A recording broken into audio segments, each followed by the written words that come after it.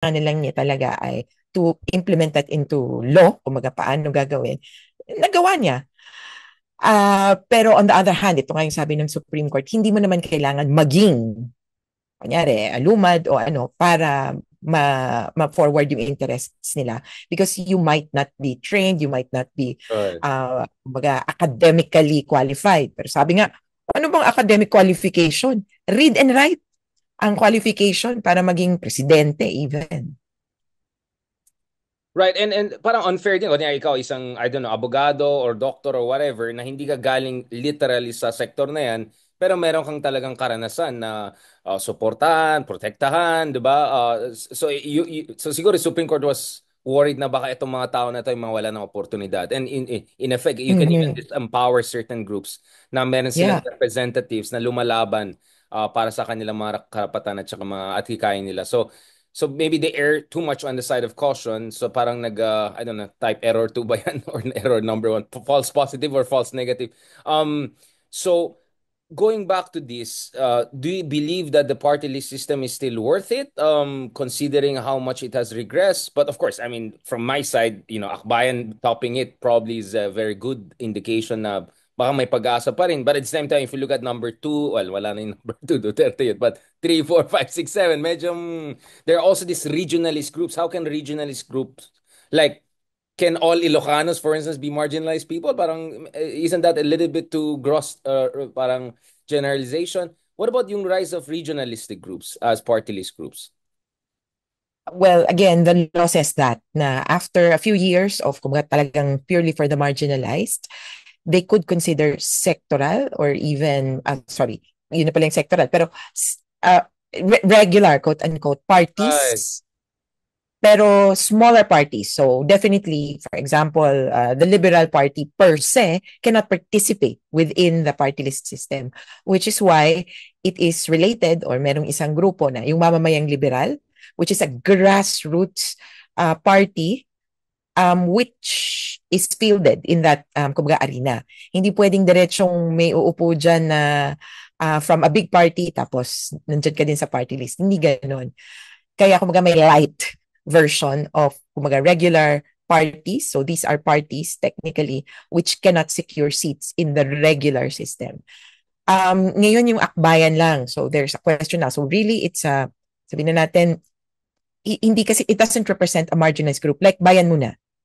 It doesn't really kumbaga it's not a party list of vendors of ano. So it's characterized more as a party yung para quote-unquote regular party except that hindi siya in the big leagues.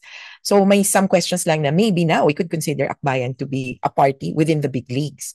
Kaya lang I don't think so considering na kahit na apat silang congressman sa ibang parties, iba, it's like hundreds. They have hundreds of congressmen, PDP laban, ganung levels. So wag nila sanang siraan kumbaga yung party list system because of Akbayan but instead look at it na at least Akbayan saved us in a way from a party list system that is dominated by Duterte Youth.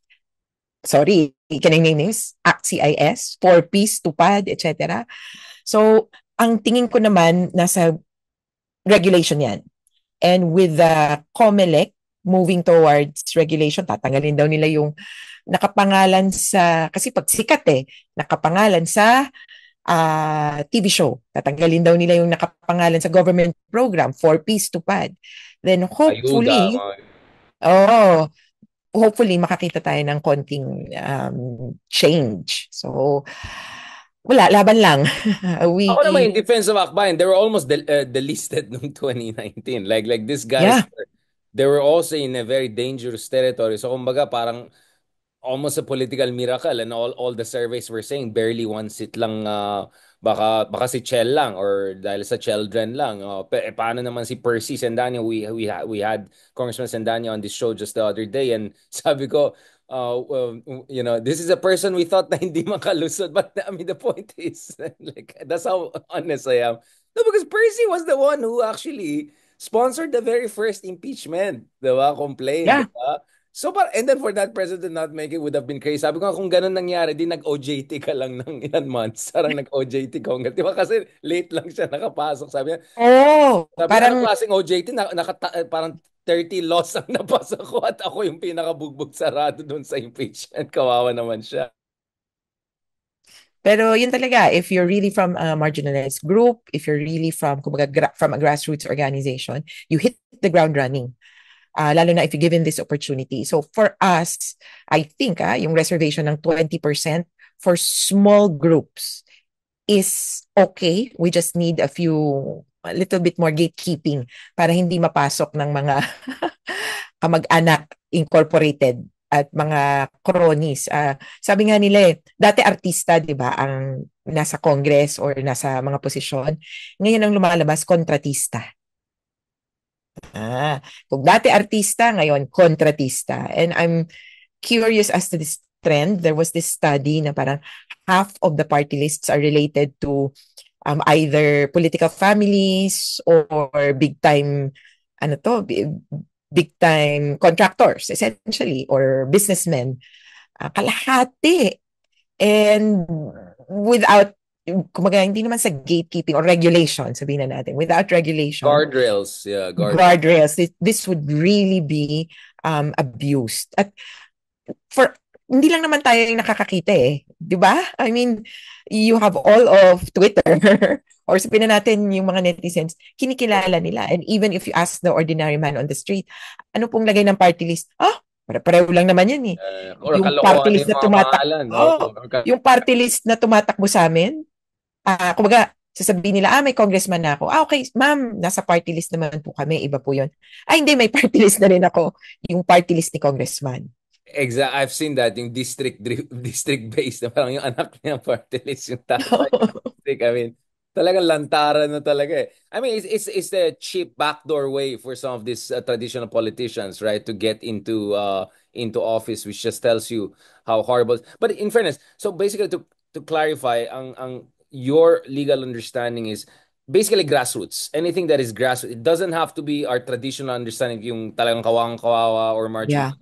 It could be anything that is grassroots and non-major, non-mainstream party. So in that sense, it's expansive enough, but not so expansive na puro mga contractor at mga trapos ang mananalo, and that's where probably things are going wrong. But then again, there's also the Duterte youth. I don't know what marginalized group they're representing, but going back to the impeachment issue, kasi it will go back to Sara again. Babalik tayo. Then you see how I narrate the stories. Before we go to Sara in ICC, what is your read of the so far the discussion about the impeachment? Like Cheese is pushing it from I think June 2 to June 7. You're hearing different ideas. Some are saying dapat the rules are set before the next Congress comes in. Some are saying dapat hintayin yung next Congress. Some are saying pag hinintay next Congress, papasok yung mga Karen na pro Duterte, in not one, multiple. Like, what is your read of the mechanics and at the same time, emerging alignments and balance of forces to make sure na hindi Mickey Mouse trial ang mangyayari? Well, ako, ultimo, nagbibilangan ng boto. Ganun ang system. Kaya, doon nasa sangkalan yung, sige, i-delay na lang natin kasi, kumbaga, naghihintay, baka mapalitan ng senador, etc. So, nagbibilangan ng boto kung paano, kumbaga, makakonvict. Kasi, for them, it's a matter of political survival. For, sabihin na natin, for the Marcos administration and the anti-Sara bloc, sabihin na natin, kasi as of now, it appears Sara will become president in 2028 at isa siyang bengatibong babae. Hell hath no fury like a woman scorned or sabi nga niya, yung ikinakatakot ko dun sa sinasabi niyang bloodbath, it's not pertaining per se to the impeachment kasi sabi namin, anong grabe naman yung bloodbath? It's the after the impeachment. And looking forward even to 2028. So yung bloodbath na sinasabi niya, talagang culling of the herd. And it might include, in-explain ko nga, it might include physical, as in literal bloodbath, because we must remember that Sara Duterte is alleged, according to witnesses, to be part of or to have taken part in the Davao Death Squad. Nung sinabi niyang papapatay ko si Presidente si asawa niya at saka si Romualdez, kung ako mamamatay, nakausap ko na yan, ganyan. There's some truth to that at matatakot ka because she knows people who will do that. She knows people who will do that for free for her. Kung yung ibang tao, may kilala ka ba? 30,000, 300,000, di ba? Yun yung kwento naman sa Barayuga murder case. Meron ka bang kilala? 300,000? O, sige, bayaran yan. Itong si Sarah, she knows people. Kaya ingat-ingat tayo. So anyway, itong parang atras abante sa impeachment, it's always with an eye on mananalo ba tayo? And with the dribbling that's happening and even the cue from the president na hindi naman talaga ako pro-impeachment. Ayoko nga niyan eh. Mukhang mas pumapabor ngayon sa wag na lang ituloy kasi maraming masasangkalan dito. Kung hindi itutuloy, tingin naman namin, very personal interests na parang ganun lang, kayo lang, iniisip niyo yung survival niyo, paano yung taong bayan? At lagi ko nga ini-insist, yung impeachment, in whatever scenario, if you look at it, it's an opportunity for accountability. Bihira yan na makakakita ka na may mai-impeach or may mapapanagot na mataas na opisyales. Remember that the vice president can only be removed or kumbaga quote-unquote punished but only by impeachment. At ito, kailangan mapakita natin na mali yung ginawa niya. Hindi yung okay na yung niamon na siya, gano'n. Maano naman siya later on or hayaan na nating let the people decide in 2028. No! Ayoko ng gano'n. Dapat hindi natin Yun nga, payagan yung dinadaan sa popularity contest Oo na. ng Sikat accountability. naman. Kaya Kawawa nga, I naman. make, kaya again, with all due respect to our good friends, kaya yung survey na most trusted and then interesting na kung sinong walang trabaho at kung sinong literally work from Hague mode, yung pa yung mas mataas pang approval, diba? Parang the farther you are from an actual job. I'm not saying like BBM deserves to get 100% approval, but it's just weird that BBM who has an actual job has way lower rating than people who either have no real job since, well, anong ginagawa ni Sarah last time I checked, and Digong na totally out of the picture. But yun nga, ang worry ko is na weaponize yung mga ganitong survey ng mga interested parties to basically say, napakasikat ng mga Duterte, wag din ang galawin. Or, imagine the fury of 60% of Filipinos if you go after, or 50%, yung ganun.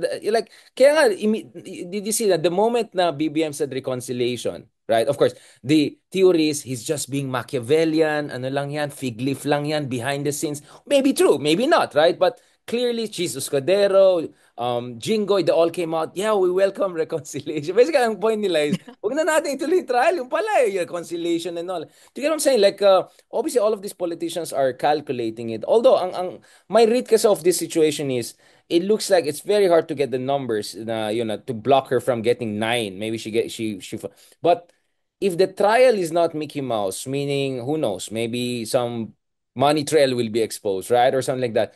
That could be very politically tricky for Sarah, right? It could be so politically tricky that she might even decide, let's just preemptively resign, or she might be not damaged to a sense na hindi na siya maging popular. I think if one thing we learned is there's a 20-30% of our population will forever be with the Dutertes, right?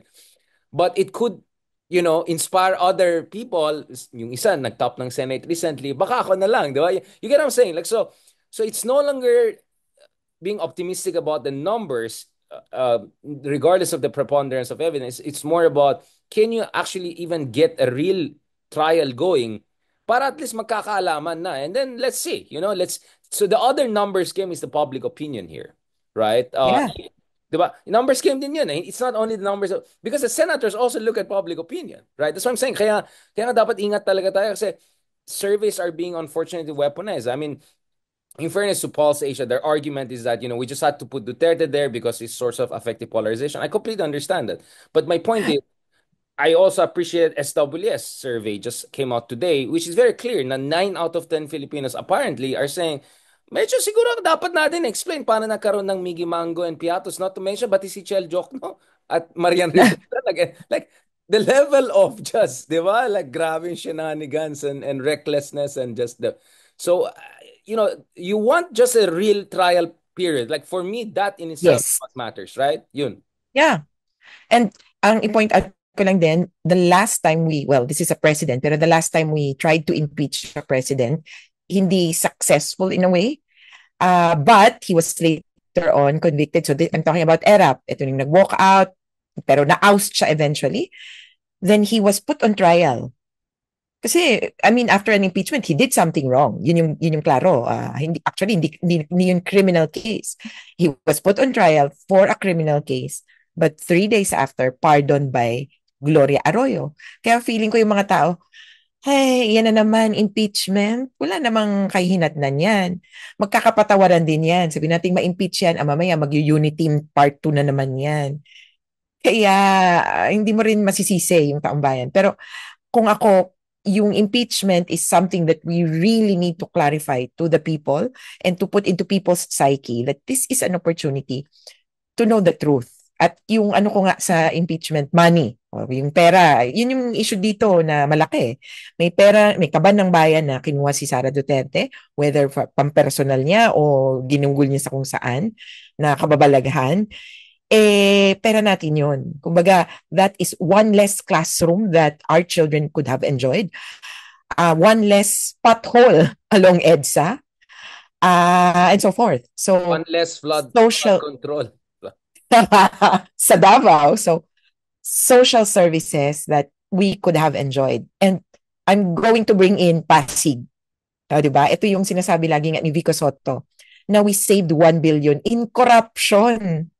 Kumbaga, they did not have to raise taxes, they did not have to, kumbaga, find the money elsewhere. Sa sarili pala niyang bulsa, dahil may butas, tinakpan niya lang yung butas, hindi na nahuhulog yung pera niya.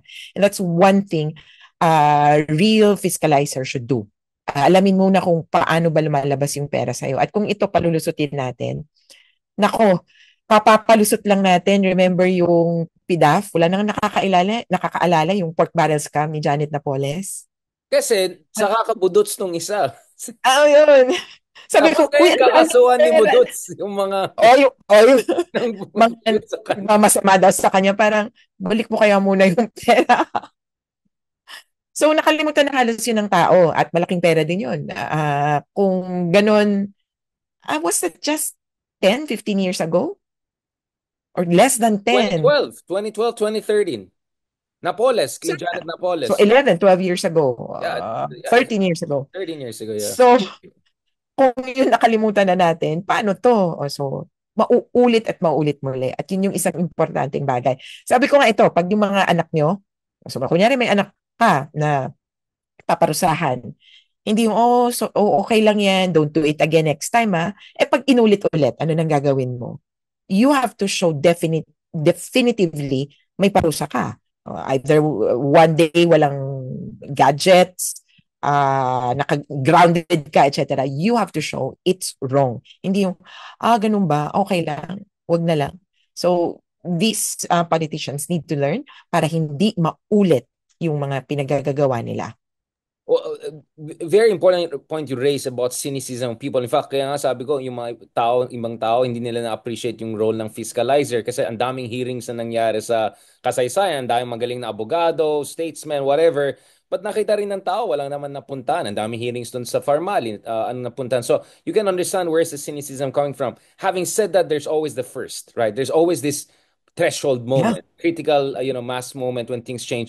And let's not forget, Gen Zs are going to be the biggest voting bloc in the coming years. And so it looks like they're much more open to an alternative understanding. Kaya ang ganda ng performance ng maraming progressives in these elections, and I expect it will be even more interesting. So who knows? Maybe the Gen Z voters will care. But it's important you also mentioned case ni Erap, di ba? He had enough numbers to even block, I don't know, the envelope being open. But he was so politically damaged that even Angelo Reyes and the military just withdrew support from him. Tapos na usapan, di ba? So if people just focus on the legalistic part, which is really not legalistic, it's really just political numbers, they may forget that there's a bigger numbers game also, including, I mean, Erap had what, 90-80% approval rating. Next thing you know, he was just like what, single digits? I mean, I'm not saying, obviously the example of Erap, the Duterte studied that very carefully. You could always see it. Like they always made sure there'll not be an EDSA tres or fourth or whatever against them. But nevertheless, I think with Gen Zs, with the youth, I have a lot of hope that if they see na their future is being robbed away from them, oh, that could have been our classroom. Yun sana ang scholarship ko sa ano.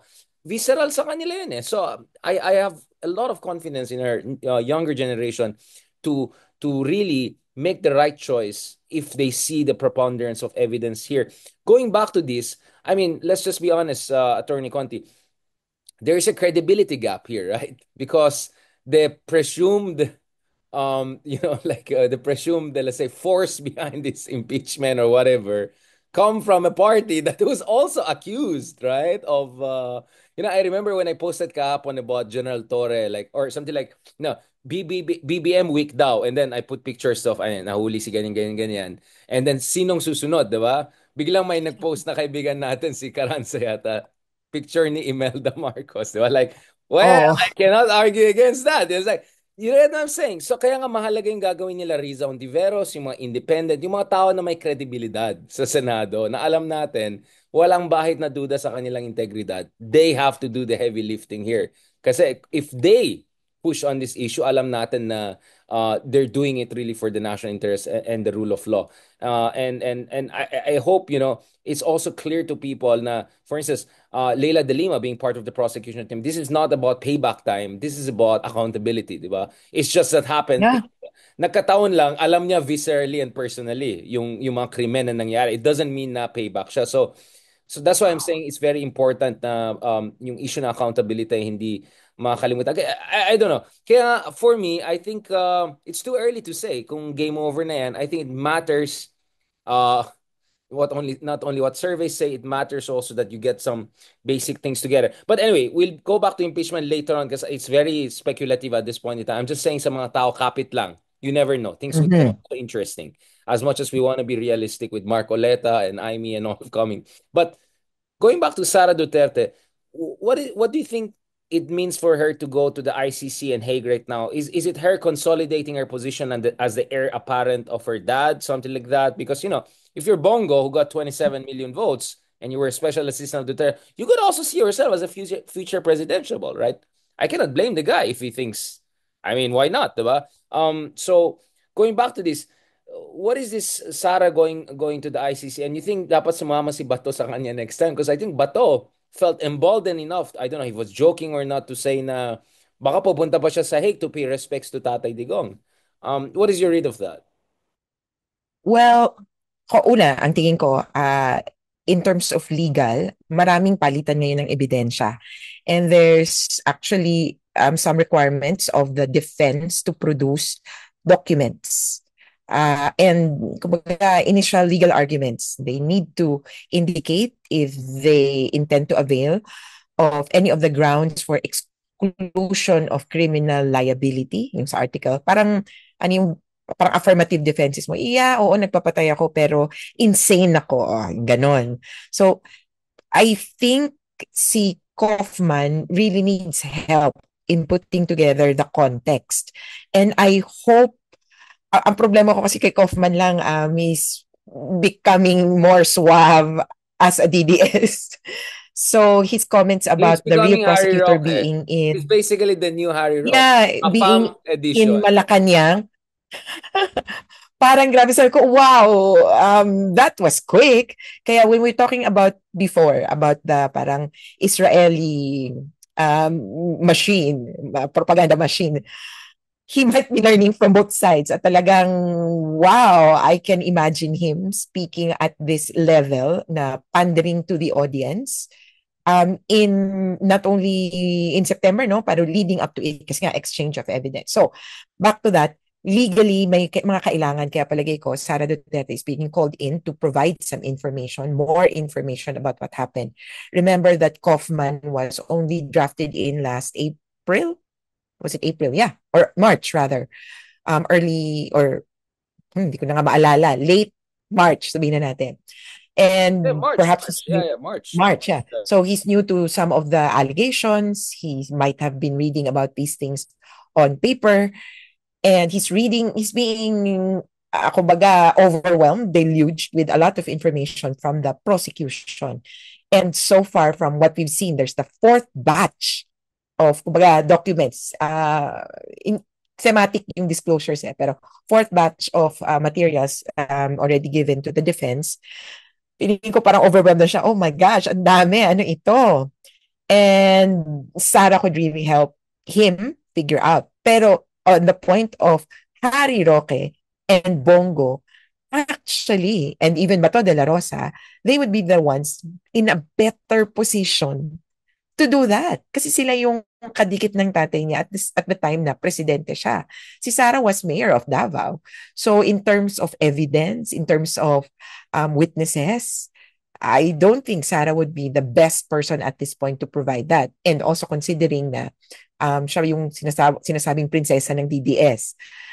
Heir apparent not only sa political position but also heir apparent dun sa DDS. So may ganung parang kumbaga, Parang I saw what you did there. Are you trying to encourage Bato to go to The Hague to help Tatay yes. Digong and maybe help ICC, maybe help maybe Yeah, actually, in one of my other interviews nga, they asked me if there was another example of a sitting official that kumbaga swore, did his oath while in detention, etc. So there's no example on all fours na talagang nakaupo ako.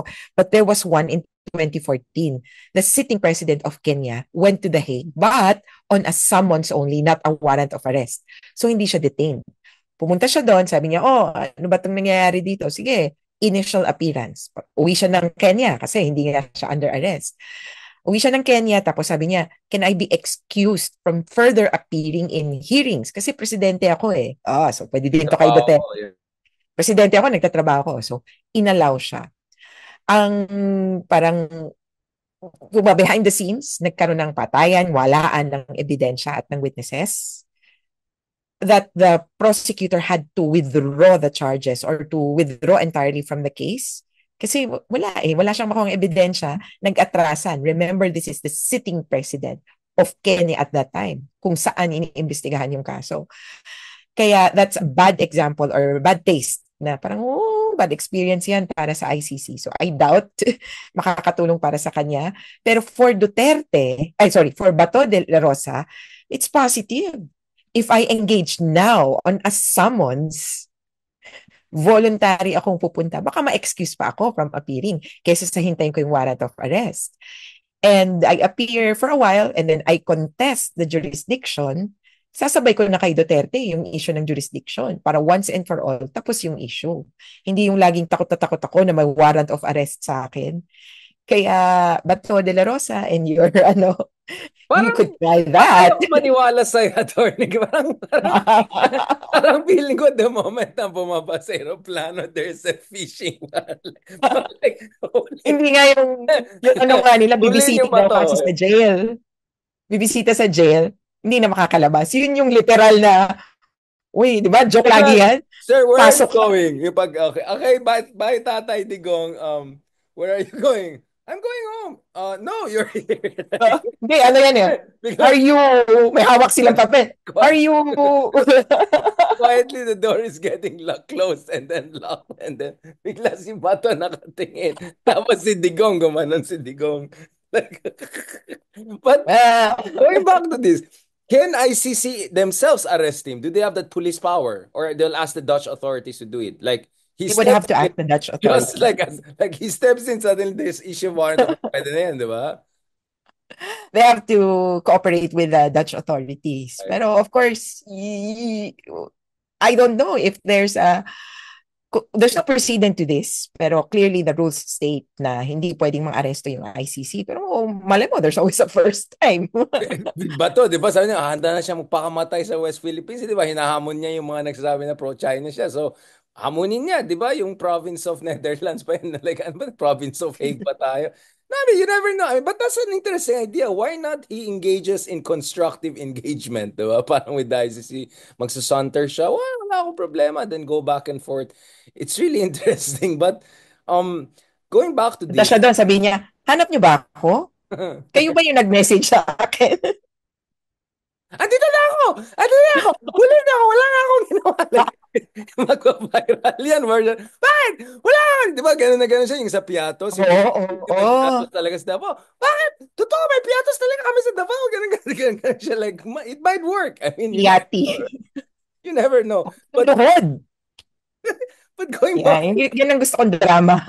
yeah, I mean, I think he will overwhelm the very serious, let's just put the Dutch people. They're gonna be all like, who are these people? My museum na sila, nagraralin like, what is going on with this country? Baka i-relocate na yung ICC sa lagay na yun, lalagay nila sa Greenland, sa Kangkang Shuak, para wala nang gulo, di ba? But going back to this again, since last time we discussed, kasi yung nung isang best nag-usap tayo, ito yung time na parang si Karim Khan, yung email niya, hindi niya ma-access daw, yung mga accounts sila, yung mga American na affiliated lawyers, ganun, facing sanctions. Since we last talked, is there any update in terms of logistical difficulties of ICC? And then I also have a technical question. Remember, BBM said bukas siya sa reconciliation. And then sabi ni Bato, kailangan natin ng extremely sincere Tapos sabi ni Bongo, ibalik na si Digong. Pwede ba ibalik si Digong or pwede ba mag-ano siya ng oath of yung nananalo siya ng mayor? I mean, like are those things even allowed? Pwede ba siya ibalik like return yung parang sa Timo sa Shopee, return product, meron bang ganyan? Meron bang ganyang clause? Effective. Like change product or like like it's delivery, di ba? Parang ayoko na. Yung parang gamitin mo yung in order mo nang nagpicture ka ng OOTD. Okay na ako, ibalik na. After 3 days, pasok pa naman. Is there like a return product kind of option? Meron bang ganon? Well, wala. You have to go through the process. He has to be ordered released by the court. Na on what basis? So either yon yung nababanggit na interim release or dismissal of the case, which they are gunning for now.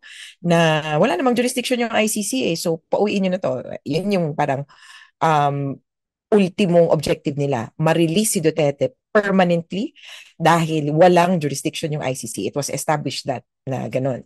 So, Well, we walang know that's shortcut. okay. We know that's a joke. That's not gonna fly. Yeah. Yung Kaya nakikita ko bakit nag-Harry Roque mode yung isang abogado kasi alam niya legal. But what I want to understand is, can for instance BBM, let's say he meant what he asked. said, right? Say to the ICC, we have sorted out our judicial systems. We can take care of the accountability. I know that complementarity may be applied retrospectively, whatever, but inayos na namin yung sistema. Nag-isip ako nung after elections, napaisip kami, nag-soul searching kami ni Remulla, inayos namin kagabi, lahat ng mga korte. Eto na, bukas ready na kami, pwede na namin, we can handle this. Is there a precedence for that to say, hindi na kailangan ICC, we can try him in our domestic courts? So ibalik na siya, pwede rin bang ganon? Hindi interim release, pero like, let's just do this domestically.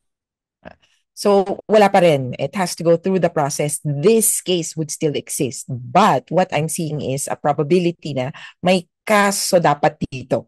So, yun yung isang option lang hindi pwedeng, uy, pauwi na namin yan, sorry, mali pala kami ng pagkakasurrender. So, out of the question yun, pero yung merong kaso yan sa Pilipinas, he needs to face it. As what happened I think, in another case na may domestic charges na na-file for some time inuwi para kasuhan, para ma-process doon sa arraignment, etc. sa domestic. Pero eventually, kung sino man ang may kaso sa ICC, hindi yung tipong naareglo tapos maa-arbor mo yung tao. Wala pong ganun Okay, doon. arbor yan sa kuya Arbor na ko. lang, action na lang to. O kaya exchange. Kunin namin si Duterte, sa inyo na si Bato. Okay ba Or yun? kunin namin si Harry Anyway. Roque. Kunin namin si Harry Roque. Oh, Siya pwede yung rin. collateral namin. So si balik niyo ulit. I don't know. No, I'm just saying like does it even make sense to talk about returning Duterte to the Philippines? Like again without us giving too many good ideas to our friends. I'm just trying to figure out is there any sound legal basis to even such demands or baka hanash lang nilang lahat yan. Because speaking of Marcos, the other day he made it clear na wala namang, parang gusto niya unconditional reconciliation, parang unconditional love, Yeah, wala daw conditions. But speaking of his cabinet reshuffle, wala naman sa mga kabinete na may kinalaman sa mga, let's just say, perceived weaknesses of the government were touched. Like kung ang gut issue ang tao, then obviously economic managers ang dapat. But someone was kompleto. removed. Menardo Guevara was removed and he was replaced by the Dean of UP Law na mukhang hindi ganun ka-successful yung application to be a Supreme Court. But mahabang usapan na yan. How important was it for Bernardo Guevara to be basically replaced? Is there a DDS purge going on? And some people are saying the next thing to watch is also the ombudsman office and make sure na hindi rin wala nang DDS holdover sa mga key Solicitor General, Ombudsman. Maybe yun yung that was the smoke that the BBM was creating, but actually was really a purge he was gonna do, quote unquote loyalty check. Well, yeah, I would agree that Bernardo Guevara is a holdover, kumbaga, from the previous administration. Talagang siya din yung isa sa mga tingin namin dapat kabahagi ng isang investigation. He is also one of the reasons why there was no successful prosecution as regards the war on drugs.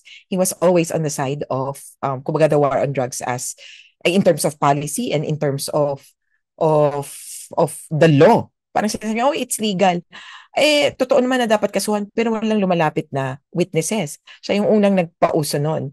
And I was at the edge of my seat when, during the initial hearings at the House of Representatives, House Committee pa lang nun, Human Rights. Ang tanong ni Abante ay, do you think there were human rights violations committed in the context of the war on drugs? Iniikot niya yung tanong sa lahat. Ang nandun si Albayalde, si Guevara, si Wilkins Villanueva ng PIDEA. So kung nung tinatanong si Bernardo Guevara, were there? Parang yung, yes! Parang impit na impit. Kasi pag sinabi niyang no, ihaharas siya. There was already someone who said no na, no, hindi kami. No, what I meant is, were there, even if hindi ikaw ang gumawa. Syempre, mapapasabi ka ng yes, di ba? Because of the so many incidents. Siya parang impit na impit. Yes, there were human rights violations. Yun. Dapat For Bernardo nag-Cynthia siya. Guevara. Dapat nag-Cynthia. Bakit? Bakit? Kayo nga, di ba? Ganun style ni Cynthia Villar. Ibalik niya yung tanong, bakit? Kayo nga, ganun. Dapat ganun yung ginawa niya. Kayo nga, tahimik nga kayo. May research ba kayo? Baba ba tayo? Baba ba tayo? Lahat tayo, nandun tayo na panuan. Hindi ka, wala naman tayo nagsalita. Di ba? Actually, I'm wondering bakit si Camille Villar always mentions her dad as an inspiration, never mentions her mom who actually topped the Senate race. Sorry for the aside. Incumbent, di ba? There's always a Cynthia Villar way to deal with that problematic questioning or to get your way out. We're going towards the last part of this. Thank you so much again, attorney, for maganda naman energy natin. I think the espresso is working, but before the full Italian in me comes out and I say something and regret it.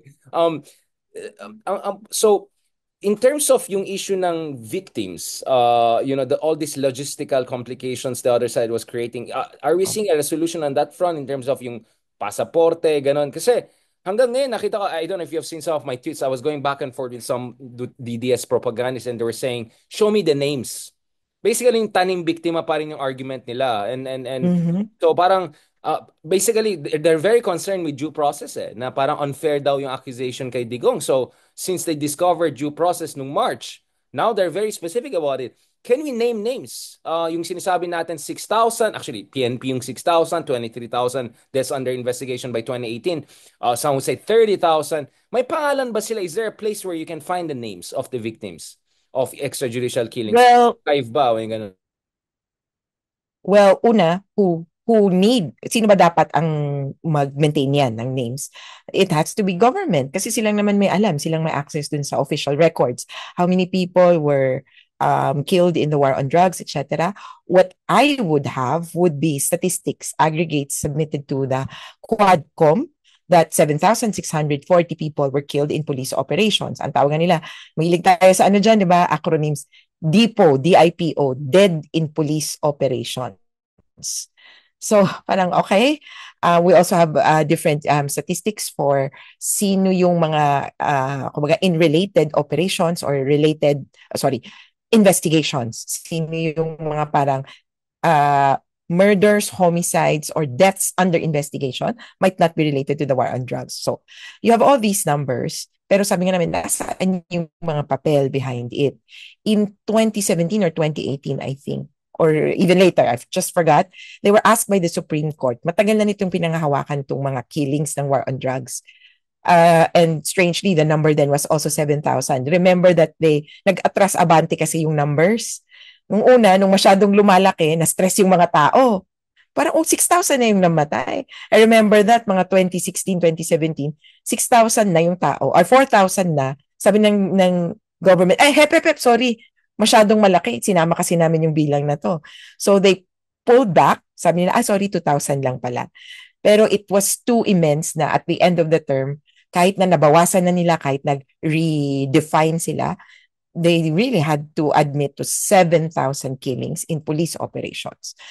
Anyway, in the Supreme Court case, ni-require silang mag-produce ng documents. They produced a decent amount, may nasubmit sila, pero some of these documents were trash. Hindi mabasa. Sa Davao, di ba? Patayan ng clearly hindi drug-related and so forth. So, yung sinubmit nila ay hindi magamit. Kaya for us, wala kang maasahan sa kanila. And so where do we get that? From public information. You have the media maintaining kill lists. You have the kill list of inquiry.